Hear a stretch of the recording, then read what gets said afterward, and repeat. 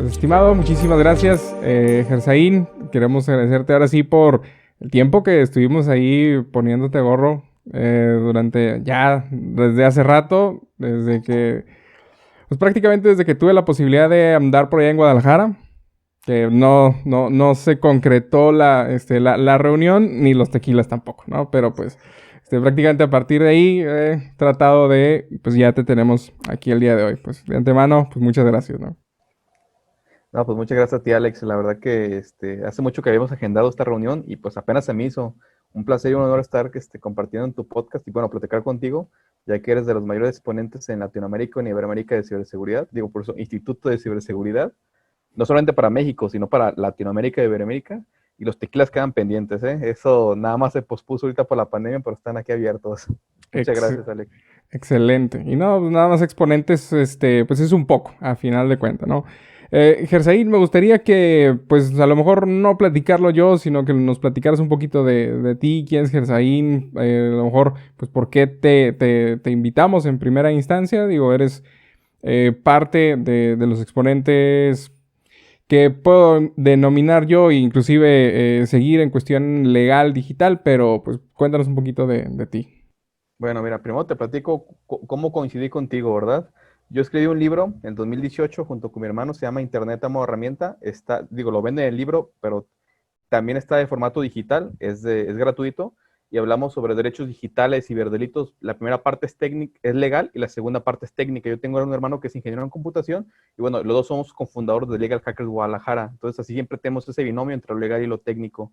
Y pues bueno, una vez yo me acuerdo que andaba buscando foros, páginas, y pues di contigo, di con tu instituto, me mandó un mensaje diciendo que se puedan compartir el libro, y pues tú amablemente lo compartiste, y pues bueno, aquí ya coincidimos, hicimos una bonita amistad, por las cuestiones de compartir contenido, por el amor a la ciberseguridad, seguridad de la información. Pero bueno, brevemente te platico de mí. Pues bueno, aquí yo soy de Guadalajara. En mis primeros años, yo siempre, pues me gustó la tecnología. De hecho, cuando estaba en la primaria comencé a programar. En la secundaria seguí con la programación, pero ya un poquito más en la seguridad de la información. Estaba en foros famosos ahí. Y también, bueno, yo seguí a mi hermano porque él estaba en el camino de la computación y la seguridad de la información. Ya posteriormente en la prepa seguí el camino, pero al final, bueno, yo soy de familia de abogados, entré a la carrera de Derecho y pues bueno, dejé todo lo técnico, todo lo de programación, todo lo de seguridad de la información y me enfoqué a lo legal. Posteriormente salí de la carrera de Derecho y entré a la maestría y pues bueno, ahí intenté hacer como la unión entre la pasión que había aprendido en mis primeros años, en mi juventud, bueno, sigo estando joven, pero costé un poco más chico, y lo que había aprendido en la escuela, entonces pues hice ese binomio entre lo legal y lo técnico, y pues bueno, ahí después tuve el placer de publicar en 2018 un libro junto con mi hermano que se llama Internet como herramienta, publicado por la Universidad de Guadalajara, y posteriormente pues digo, he tenido otras publicaciones sobre blockchain, sobre protección de datos personales, sobre seguridad de la información, sobre propiedad intelectual, pero bueno, todo oscila en la cuestión de los datos, de la información, de la regulación de estos mismos de activos intangibles. Y pues bueno, me dedico a ser consultor jurídico como tal.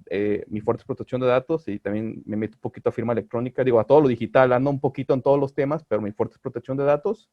Pero de manera independiente me encanta la investigación. Siento que la mejor manera de poder crear conocimiento, entonces pues ahí seguimos emitiendo posicionamientos, artículos de opinión, artículos científicos y poder promover la cultura de ciberseguridad y la cultura de derecho tecnológico que ahorita en México, pues ahorita con lo del COVID sí hubo un boom en cuestiones de que ya hay muchísimos abogados digitales. Sí.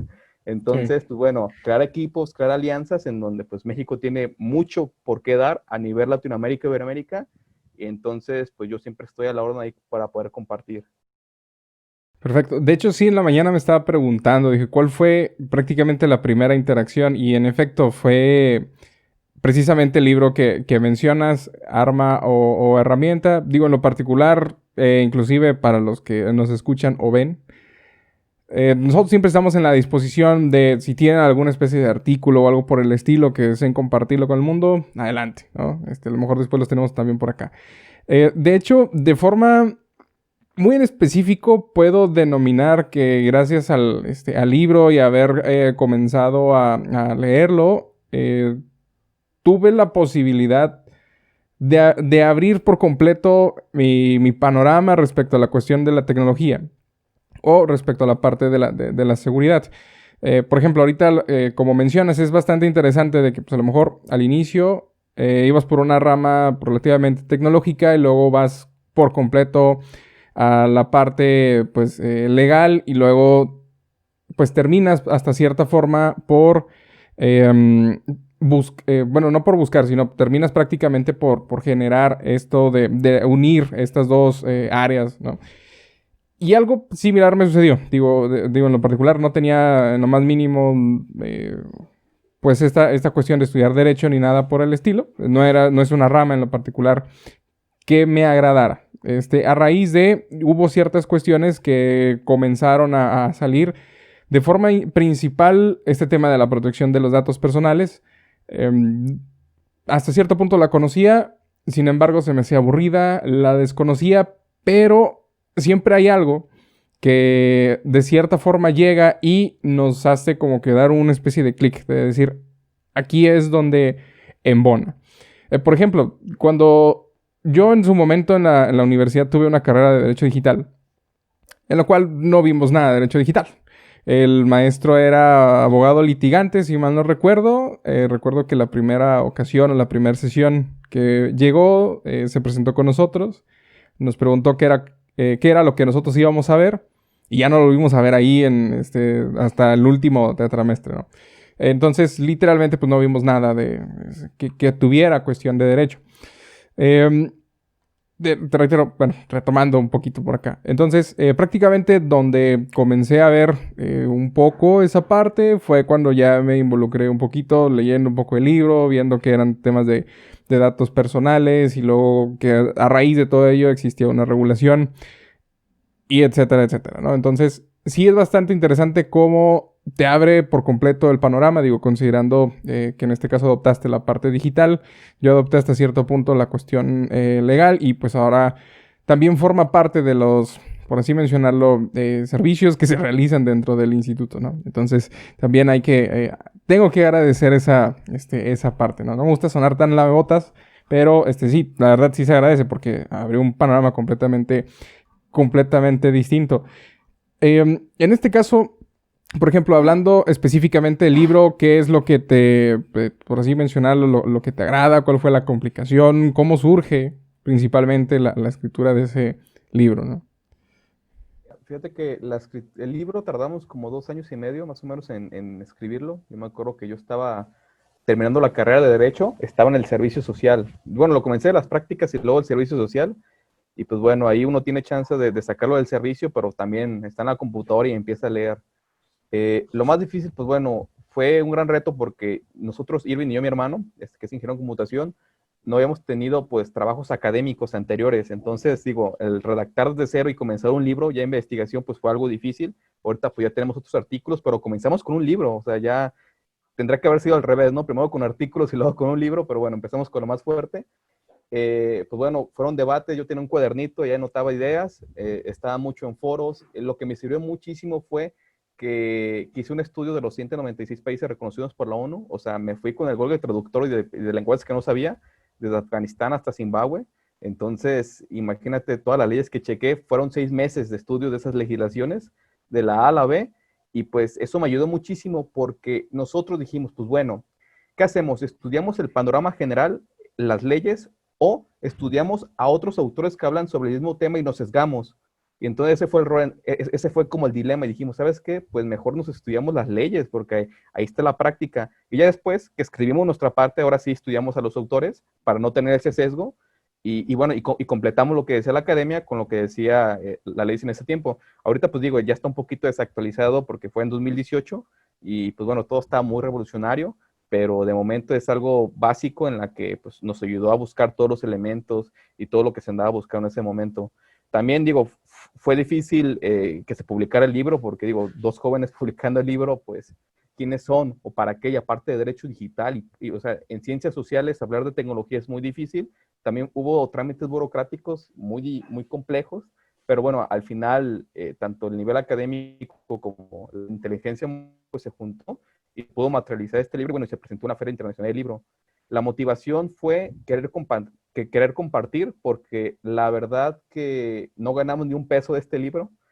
Y digo, en la editorial lo venden, pero por impresiones, bueno, se quedan con la cantidad mínima la edición, lo de las imágenes, derechos de autor, las impresiones de papel, pero de manera digital está gratuita. De hecho, el físico tiene como 350 hojas, porque el anexo viene digital de todos los países, de todas las legislaciones, y el digital viene con 600 y tantas hojas. Entonces, la motivación fue el querer compartir, y pues bueno, hasta ahorita ya lo han citado en varios programas de estudio de ciberseguridad y también en algunos artículos científicos, y pues bueno, eso da muchísima emoción, ¿no? De que lo que tú escribas le sirva a la demás gente, y pues también me da mucho gusto que a ti, Alex, te haya servido porque te haya abierto el panorama, y esa fue la idea, ¿no? De que yo abra el panorama a la gente de lo legal y que Irving le abra el panorama a los abogados de lo técnico. Entonces, pues muchísimas gracias por tus palabras, señal que está funcionando, y ojalá que más adelante se pueda hacer una segunda versión, una segunda edición. Pero de momento está esa gratuita. Perfecto, esperemos que así sea. En este caso, y respecto, por ejemplo, ¿cómo fue la cuestión de la estructura, por así mencionarlo, pues, del contenido como tal del libro? Casi en primera instancia comienzas a hablar, bueno, hay algún preámbulo, claro, pero casi de los primeros puntos que se tocan es la cuestión de los delitos cibernéticos. ¿Cómo ves tú la parte del... Bueno, obviamente tenemos un grave problema delincuencial en términos digitales, pero ¿cuál es tu perspectiva al respecto? Y de forma principal, aquí viene la parte trampa. ¿Cuál es tu opinión respecto a si realmente se están realizando bien los procedimientos en términos pues, no sé si de seguimiento en cuestión judicial o digital, vaya, para dar seguimiento, de decir, se abre una carpeta de investigación, se da un seguimiento, se cierra? ¿Cómo ves esa parte específicamente con respecto a los delitos tecnológicos? Tenemos las herramientas en México, tenemos los procedimientos necesarios como para hacer valer las leyes. Ejemplo de ello es hace unos días aquí, para los que no sean de México, eh, prácticamente se publicó en el Diario Oficial de la Federación, si mal no recuerdo. Si no, pues me puedes desmentir por completo. Una ley denominada Ley Olimpia, que es una ley que pues defiende prácticamente la integridad, o vaya, ¿cómo se llama? La intimidad sexual digital, ¿no? O al menos todo el contenido que se comparte a través de Internet. Eh, ¿Realmente crees que tengamos la parte tanto jurídica o dentro de la parte legal como país, realmente tenemos una infraestructura para hacer valer una ley respecto a los delitos digitales? Mira, es una pregunta muy compleja, y aparte es una pregunta política, digo, porque todo recae en el poder legislativo, tanto con Cámara de Diputados y senadores que legislen, con la capacidad de investigación y con la capacidad administrativa del Poder Ejecutivo, de que parte de ahí la Secretaría de Seguridad, y con una mano firme que es el Poder Judicial, que son los que se encargan de cumplir con la ley, ¿no? Los tribunales, y por ahí entran organismos constitucionales autónomos como el INAI, que a lo mejor no tienen el carácter de ciberseguridad, pero sí para la protección de datos, que va un poquito ligado a la intimidad, a la privacidad, pero que no tiene tantas uñas ni tantos dientes como para poder ir más allá, ¿no? Entonces, bueno, aquí en México tenemos un sistema monista, es decir, tanto el derecho interno como los tratados internacionales son parte del mismo nivel jerárquico, es decir, si un derecho humano está afuera y se reconoce por la Constitución, pues digo, tú lo puedes hacer llamar. A lo que voy es de que hay dos tipos de leyes, digo, leyes adjetivas y leyes sustantivas. Primero me voy a basar a las cuestiones de poderes de investigación y a las cuestiones procesales. Si bien el derecho mexicano es algo especial, digo, hay leyes generales, leyes federales, leyes nacionales, leyes especiales. En el caso de investigación y cuestión procesal, tenemos un Código Nacional de Procedimientos Penales. Ese Código Nacional es para toda la nación, es decir, no puede haber un código de procedimientos penales de Jalisco, de Yucatán, de San Luis Potosí, etcétera, ¿no? Entonces, al momento de ponerle carácter de nacional, es para toda la nación, y yo creo que es una buena ventaja, porque digo, en cuestiones procesales, en cuestiones de poderes de investigación, sí he regulado todo lo que tiene que hacer. en la otra parte, en el Código Penal, que ya es cuando vienen los tipos penales, pues ya entra un gran problema, porque al momento de que los estados se ponen un poquito emocionales y un poquito imaginativos a querer meter tipos penales, casi casi ponen, hacen analogías de regular como las redes Wi-Fi como si fuera la energía y meten tipos penales muy raros y tú dices, híjole, pues a lo mejor no es delito en Jalisco, pero en Nayarit sí es delito y dices, es que no hay una homologación. Pero también por otra parte dices, es que si hay un código nacional penal, también estás violando el federalismo, ¿no? Porque cada estado al rato que va a legislar. Entonces digo, está ese dilema. No obstante, también la cuestión presupuestal es muy importante y pues digo, la federación yo creo que tiene los poderes de investigación, la economía, la estructura como para poder investigar delitos de esta índole. Los estados a lo mejor se van en delitos un poquito más sencillos, pero sí, yo creo que todo es cuestión de comparación.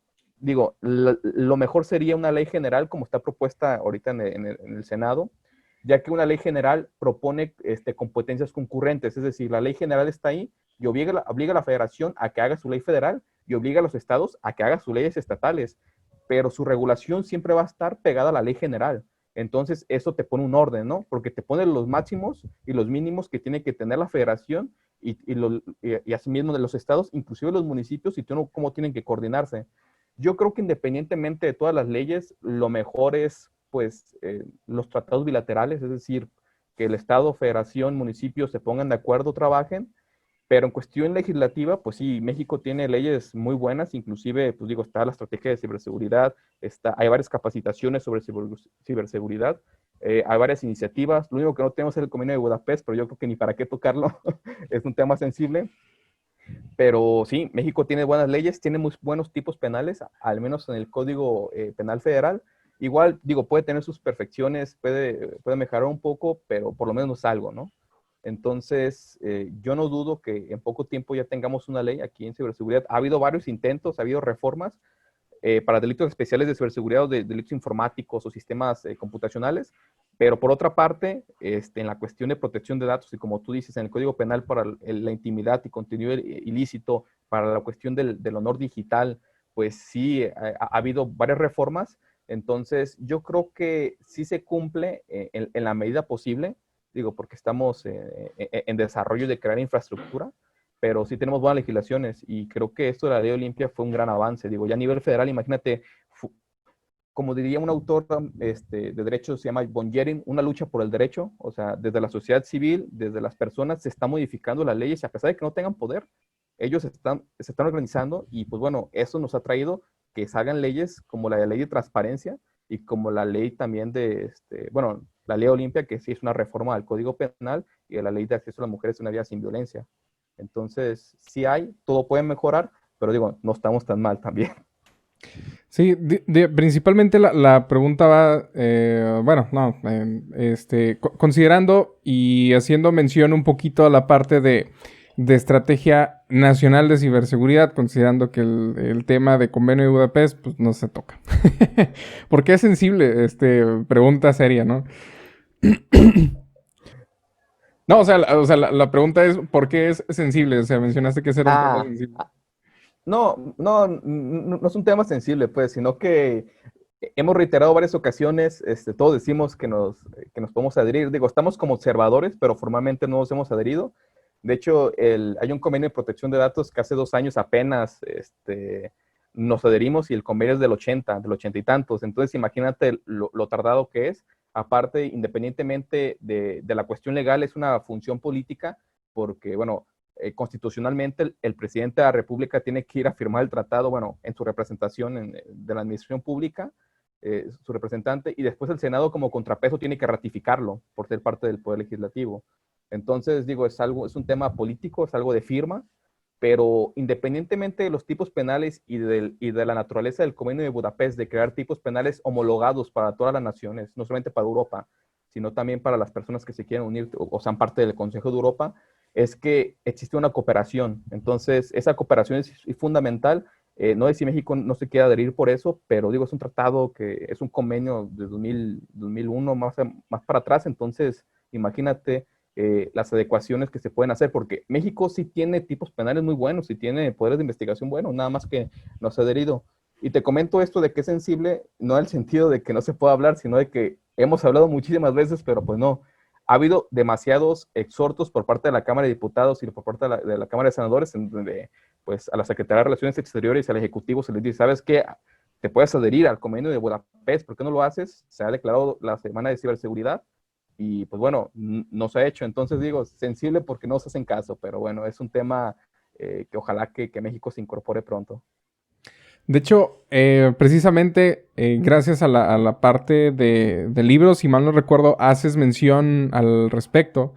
Luego de ahí, bueno, haces mención respecto al convenio de criminalidad de Budapest, comienzo a investigar un poco más y se comienza a, bueno, vemos que se necesitan realizar pues prácticamente readaptación de las leyes que se tienen, en este caso algunas que deban de empatar prácticamente con el convenio.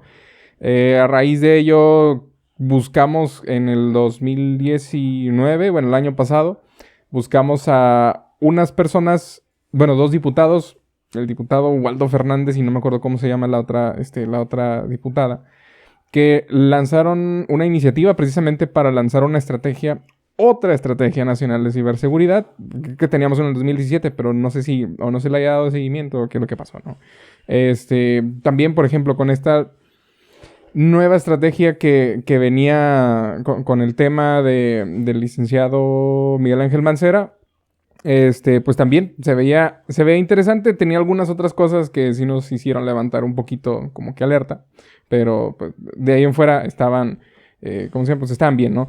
Bueno, el punto era que prácticamente nosotros buscamos acercarnos con la intención de buscar incentivar esa parte, pero pues no hubo como tal un seguimiento por parte de ellos. Desconocemos la razón, ¿no?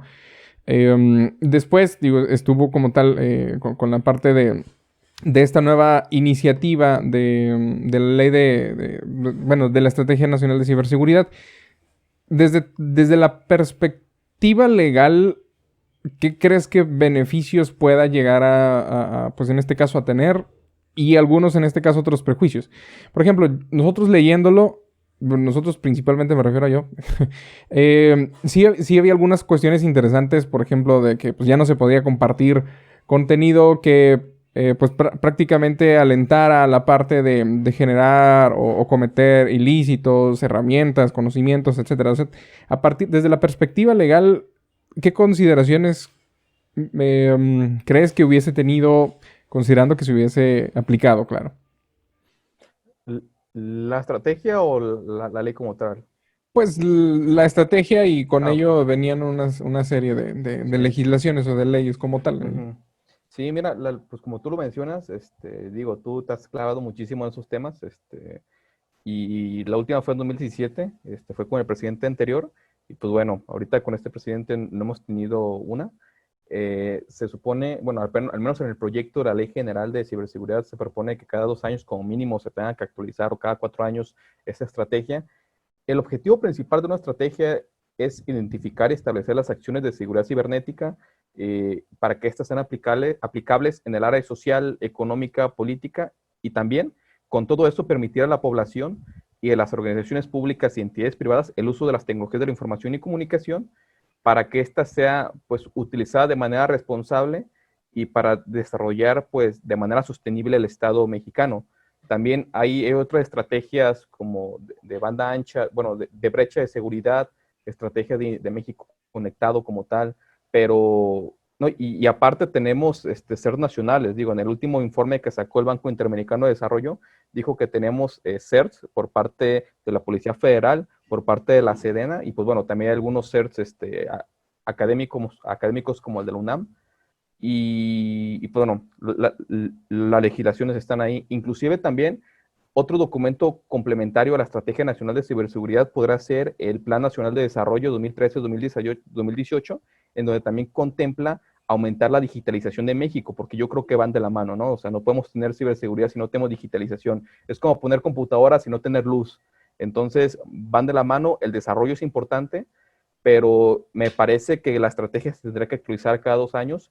Me parece que es muy bueno que tenga el nombre de estrategia, ya que a lo mejor formalmente no es una ley, o sea, es un acto administrativo, porque a lo mejor lo emiten autoridades en conjunto con cuerpos académicos, pero digo, es por parte del Ejecutivo, y a pesar de que sea un acto administrativo de la administración pública, materialmente es legislativo, porque te obliga a que cumplas con mínimos. Entonces, independientemente de que si la ley, en una visión kelseniana de que la ley te impone el castigo y por eso aprendes, que ahorita ya es algo anacrónico, ¿no? Ya es algo viejito de que te pongan castigo para que aprendes, Sí. pero a veces la ley, pues así es, y más en el Código Penal, ¿no? Si cometes esto, se te castiga de esta manera. La estrategia es de manera reactiva, perdón, de manera proactiva, pues estrategias y mínimos antes de que se te castigue y de cómo tienes que desarrollar. A mí me parece que es muy bueno. Y aparte también, por ahí algunas publicaciones que tiene el Diario Oficial de la Federación de límites del sistema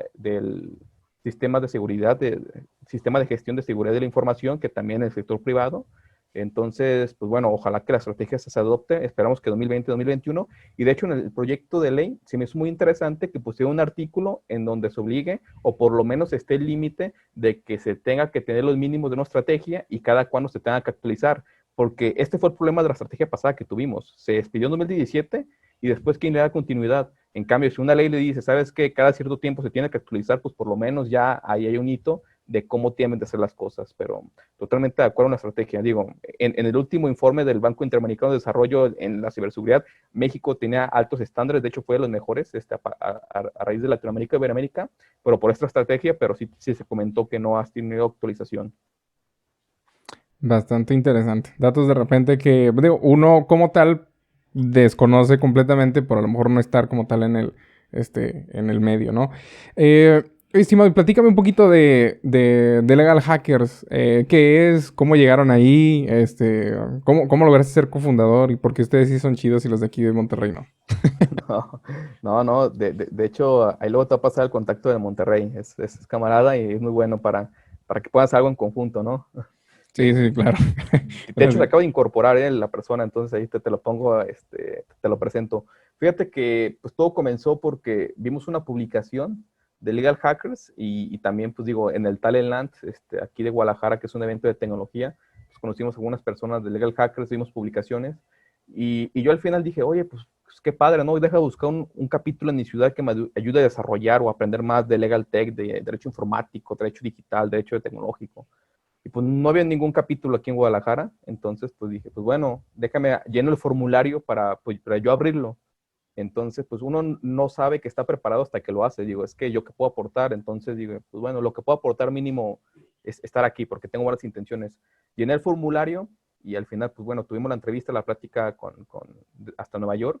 Y pues bueno, les gustó nuestro proyecto, principalmente pues que, bueno, somos buenas personas y aparte nos gusta la academia y nos gusta compartir.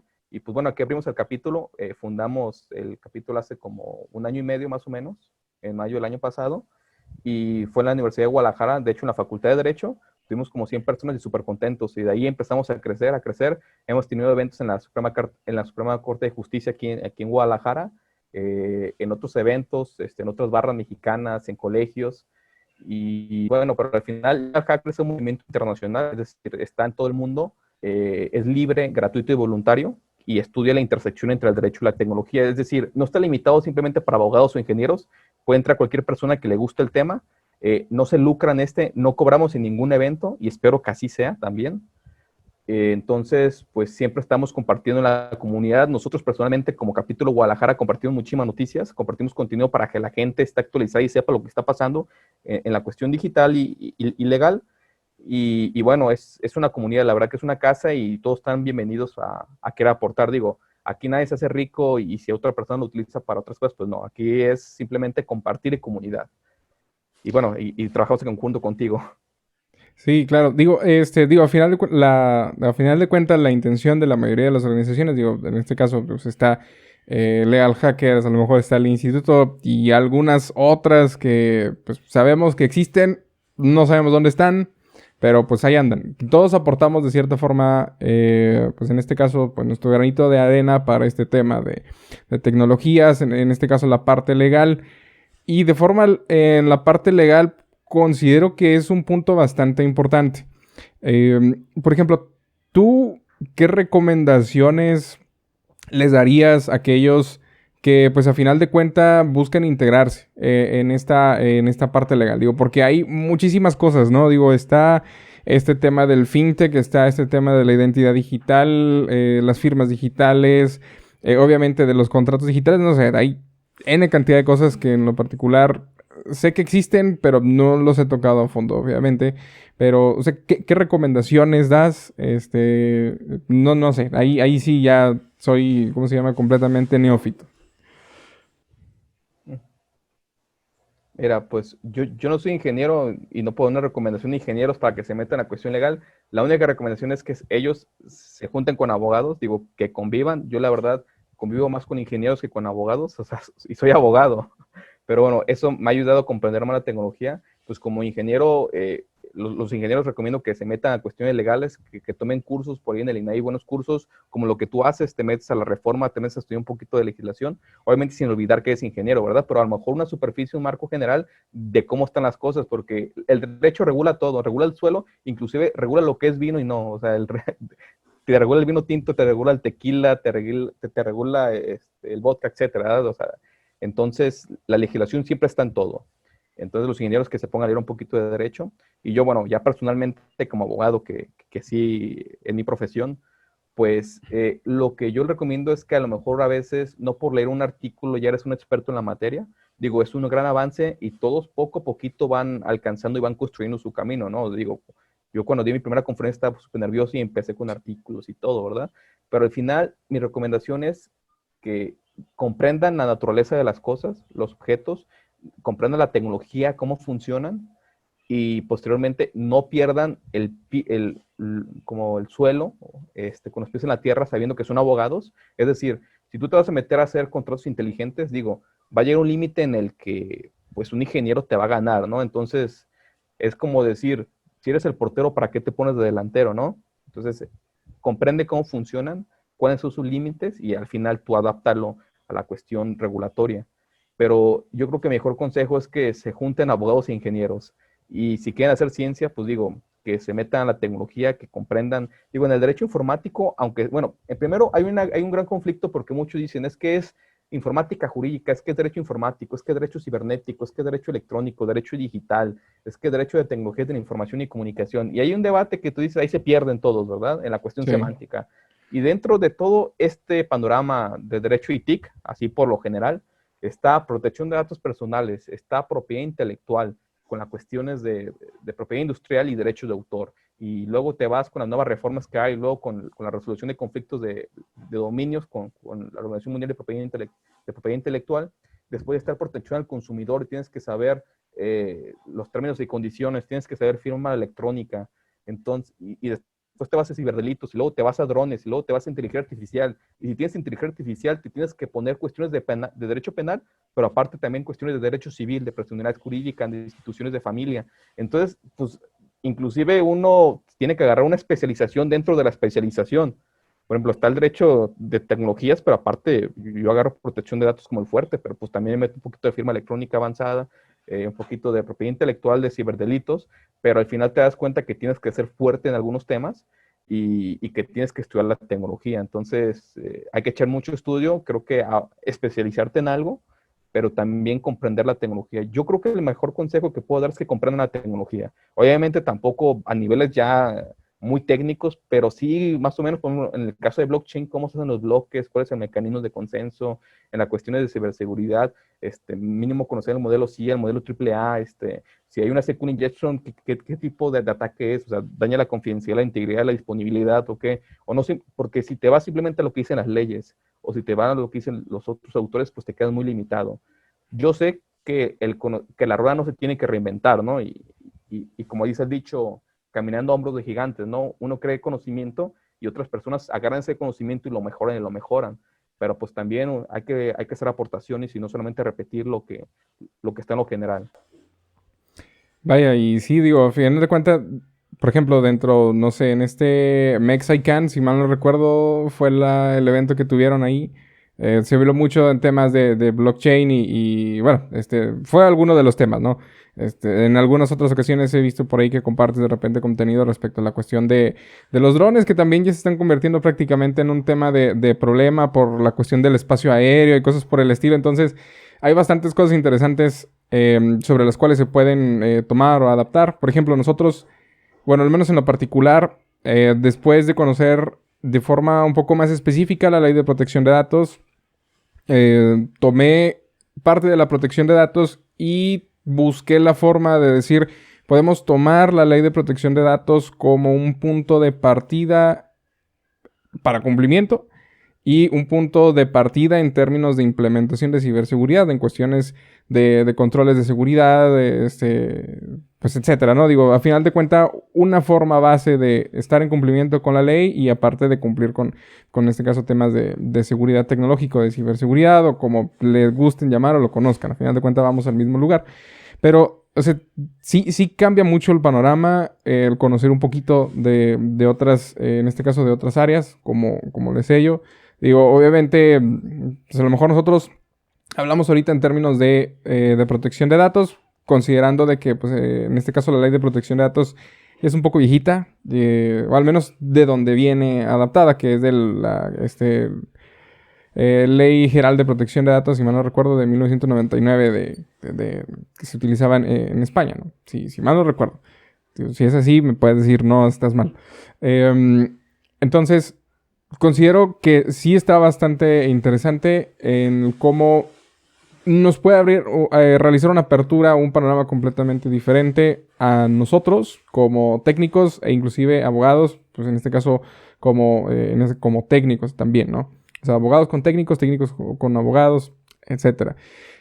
Hiciste mención por ahí algo también interesante respecto a la cuestión en específico pues de lo que podemos denominar, por ejemplo, hiciste mención una palabra muy especial, SQL Injection.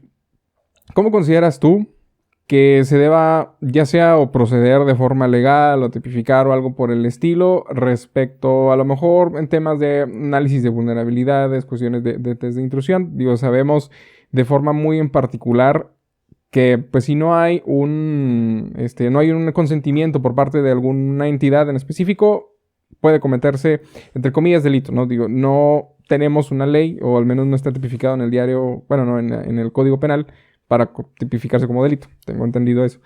Por lo cual, ¿qué crees que se pueda realizar o crees que se puedan considerar, por ejemplo, no sé, criminales, aquellas personas que realizan ese tipo de acciones que nada más van por el mundo digital, buscando atacar páginas o infraestructuras críticas en general? O sea, desde la parte jurídica tuya, ¿cómo consideras o cómo se ve esa parte? Ujú. Mira, fíjate que, bueno, antes de contestar esa pregunta, totalmente de acuerdo que la Ley de Protección de Datos, pues, ha sacado a flote a México. De hecho, en este último informe, que lo recomiendo, del Banco Interamericano de Desarrollo sobre ciberseguridad, que hace un análisis de todos los países de Latinoamérica y Iberoamérica en cómo están. En el caso de México, tiene una hoja dedicada simplemente a México y tiene otras estadísticas, pero en este informe dice en el Código Penal 211 bis 1 en adelante, vienen los delitos informáticos sobre la seguridad de la información, ¿verdad? Sin embargo, menciona que estas disposiciones son limitadas y deja varias lagunas, y lo que dificulta la lucha del cibercrimen.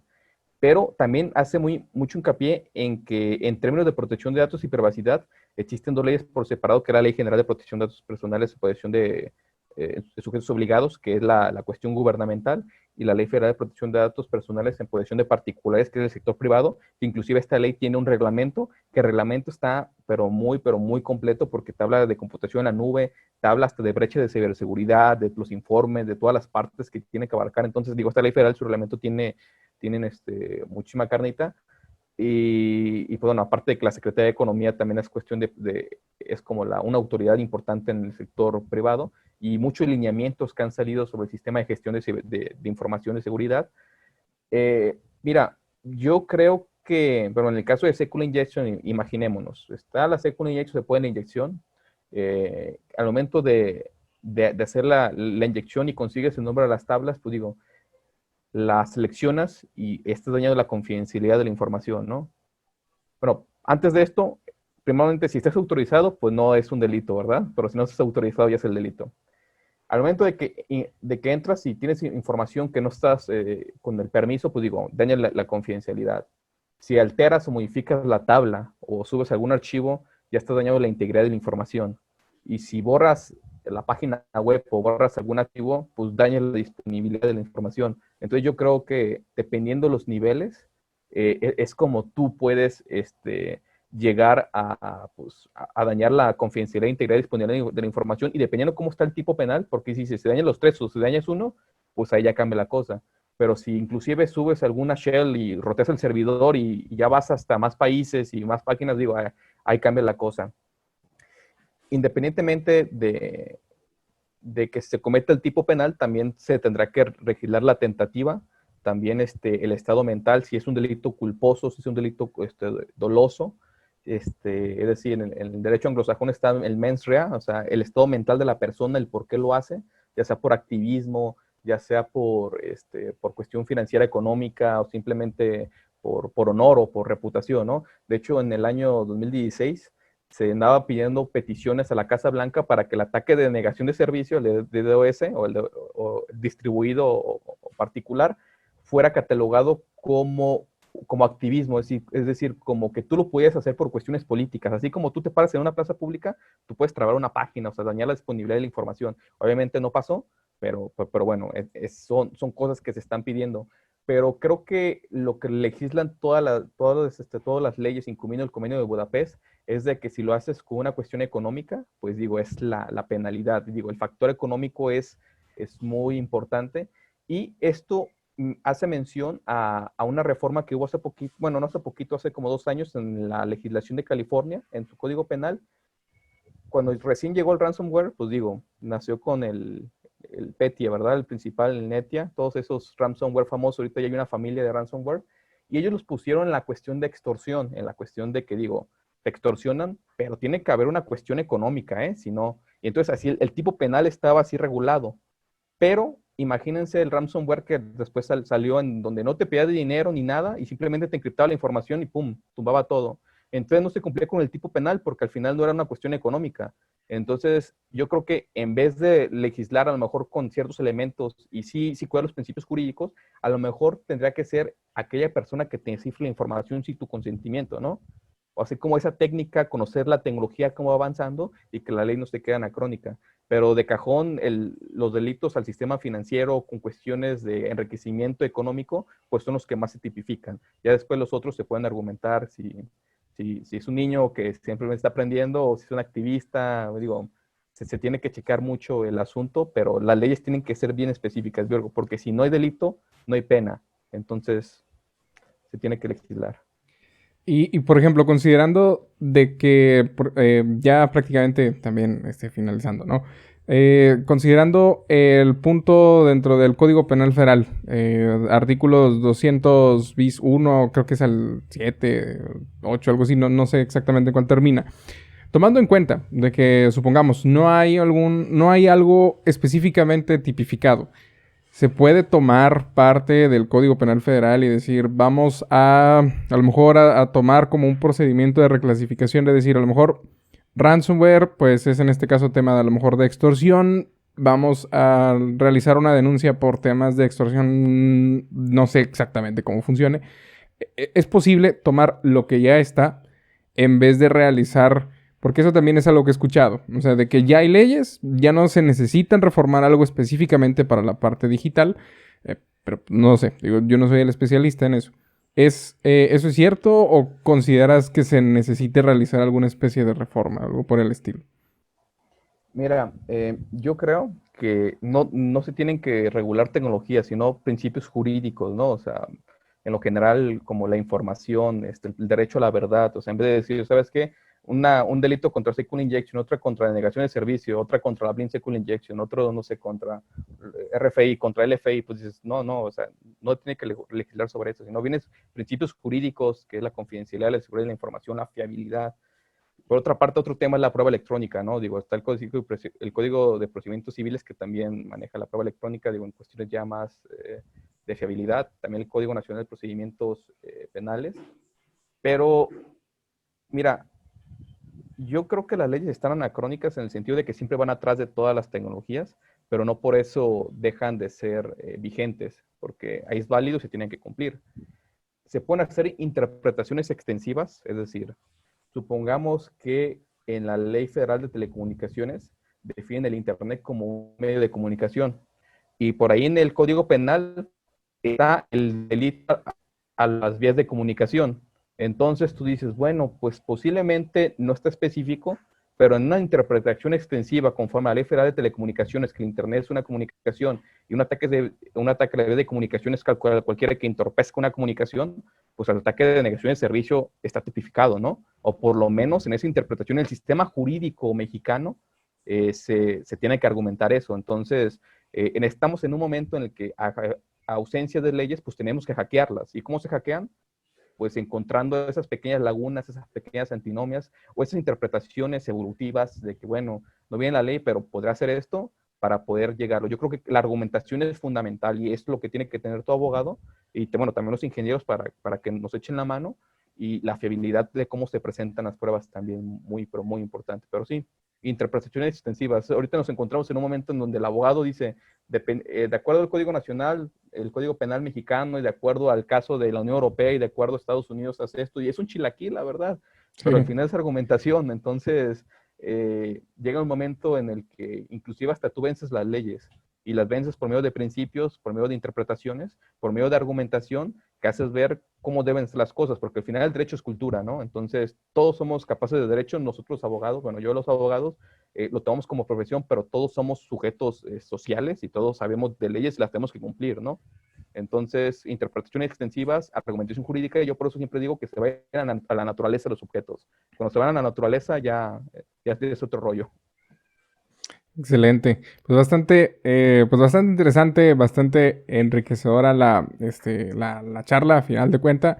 Pero igual, no me gustaría quitarte más tiempo del que ya te he quitado, estimado. Entonces, ¿qué pues mensaje prácticamente final les podrías hacer mención a los que nos escuchan el día de hoy? Híjole, en lo general, pues digo que usen cubrebocas, se cuiden mucho, el COVID está fuerte. Claro, claro, principalmente. eh, pues digo, que se automaticen, que realmente sean lo mejor en su carrera. O sea, aquí yo soy abogado, tú eres ingeniero, pero algún mercadólogo, algún economista, pues digo, todos nos tenemos que subir al ámbito tecnológico, ¿eh? O sea, entonces, cada quien desde su rubro, desde su profesión, subas al ámbito tecnológico y sean los mejores, o sea, aporten. Yo siempre soy impulsor y creo que la educación lo resuelve todo, a pesar de que sean momentos difíciles, siempre apunta en la educación. Una persona que sabe, una persona que estudia, cabe en todo lugar y siempre va a estar bien acomodado. Entonces, pues, estudien muchísimo, lean muchísimo y yo creo que lo mejor es que compartan conocimientos. Este tipo de podcast, tener amigos, yo como tú, Alex, del Instituto de Ciberseguridad, amigo también, pues enriquece todo, ¿no? Porque si yo tengo una duda, te la pregunto, tú me la preguntas a mí, y yo creo que el trabajo colaborativo es mucho mejor, porque si tú vas solo, si tú lees un montón de libros, tomas cursos pagados, etcétera, vas a llegar pues más rápido, ¿no? Pero cuando vas tú en conjunto con otras personas, llegas más lejos. Entonces creo que el trabajo colaborativo es mucho mejor. Júntense con ingenieros, hagan trabajos colaborativos entre todos, donde estén muchas disciplinas y sean muy participativos. Así como lo mencioné hace un momento del autor Bongieri en una lucha por el derecho, pues también hay reformas que no están y que si los legisladores no lo están haciendo, la sociedad los va a ir impulsando y los va luchando poco a poco para que se hagan esas reformas. Ahí tenemos los ejemplos de la ley de transparencia y la ley Olimpia, ¿no? Perfecto. Ujú. Excelente. Muy bien, pues ya saben, en este caso, amigos ingenieros, no se hagan tanto del rogar, dejen de ser un poco más serios. Principalmente, digo, me ha costado trabajo tratar también en lo particular de ser tan introvertido, entonces déjense creer un poco y convivan con algunas otras áreas que no son específicamente con las que ustedes tienen, principalmente los desarrolladores, ¿no? Y pues ya, ¿no? Gersain, pues ¿dónde te pueden encontrar? A través de qué medios. Digo, de todas formas, voy a dejar los enlaces en la descripción tanto de Spotify como de Apple y YouTube. Pero pues ¿en dónde te pueden encontrar? Bueno, yo tengo una página web, ahí junto pues todos los documentos académicos y ponencias que doy, es en gersain.com, así sencillo, jersain.com. En Facebook estoy como diagonal Z Gersain, en Twitter también igual Z Gersain, en LinkedIn como Gersain, y pues bueno, esas son mis redes sociales y estoy ahí a la orden para cualquier cosa. Muchas gracias, Alex. Excelente, Jacín. Pues te agradezco muchísimo tu atención el día de hoy, tu tiempo principalmente, digo, ya después de un largo rato y pues esperamos ahí se hagan los tequilas después cuando más o menos termine o baje un poquito o al menos exista una ligera opción de potencial mejora de toda la situación. Y en efecto, utilicen cubrebocas todos. Exactamente. No, pues muchas gracias, Alex. La verdad que un honor estar en tu programa. Muchísimas gracias y pues nos estamos viendo. Muchísimas gracias a todos y nos estamos escuchando pues en la próxima sesión.